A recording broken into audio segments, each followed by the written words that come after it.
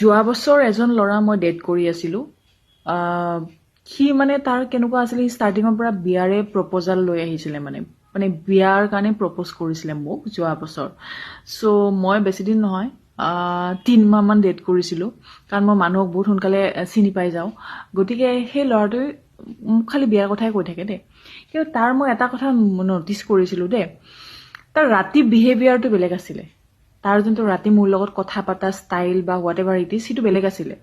আৰু দিনটোত তাৰ মানে টাইম নাথাকে সিমান এটা মানে আৰু বহুত ৰুড হৈ থাকে ল'ৰাজন মানে ঠিক আছে আৰু নিজৰ ফালৰ পৰা সি ফোন মেছেজ একো নকৰে জাষ্ট ৰাতি সি ফোন 3 ঘণ্টাই কথা পাতিব লগা হ'লে ঘৰত আহি পোৱাৰ পিছত ডিনাৰ কৰাৰ পিছত কিন্তু দিনটো তাৰ মানে বিহেভিয়াৰটো বহুত